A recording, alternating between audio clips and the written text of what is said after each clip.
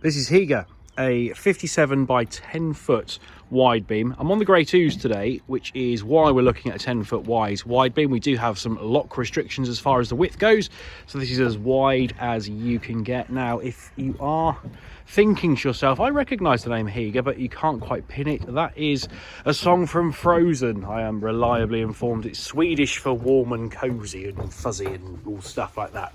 And hopefully you get a nice warm fuzzy feeling from the boat. So a traditional layout. So we've just entered from the stern. We've got the primary bedroom. Got some really good sized deep steps that we come down into.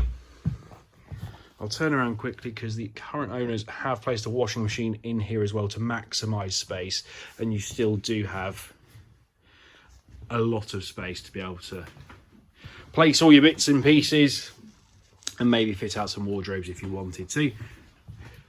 Continuing forwards, we're going to take a left turn and become to the bathroom.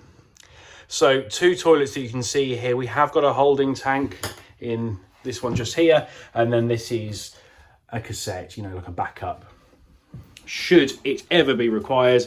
And then we've got a shower, which is actually a pretty decent size, to be fair. One of the great things about stepping up from a narrow boat with a 6'10" beam to a 10 foot sort of semi-wide beam is that you have the luxury of corridors and you can do a little bit more with the space, etc.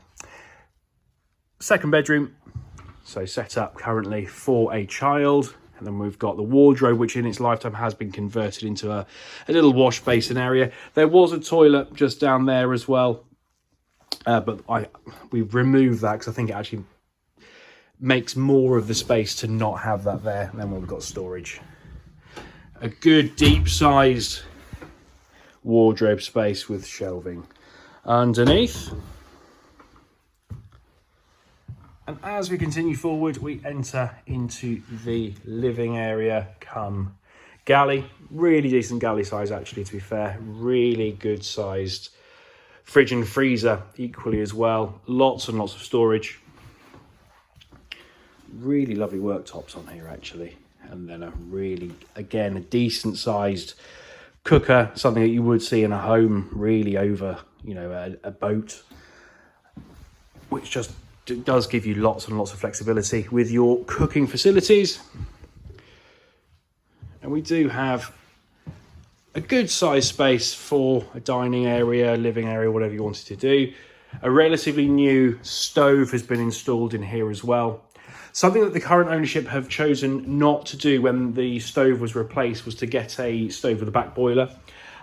Everything as far as plumbing wise is still present, and then all you need to do is just get a back boiler hookup to have heating, or hot water I should say, sorry, coming from the stove as well.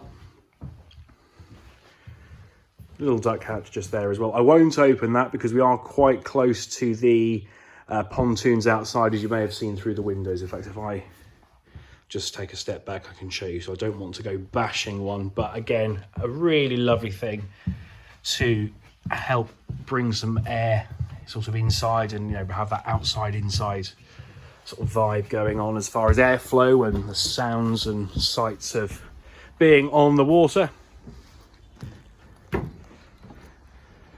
Taking a step outside, we've got some solar panels on top as well.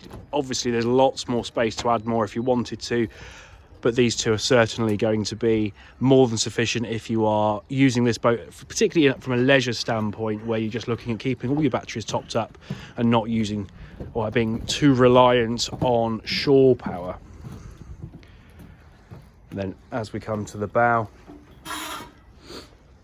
really great sized forwards area, so space for a couple of chairs and a table or something, and sort of giving you that real floating balcony vibe. So you take a step round, and I shall leave you with a final image of Hygge.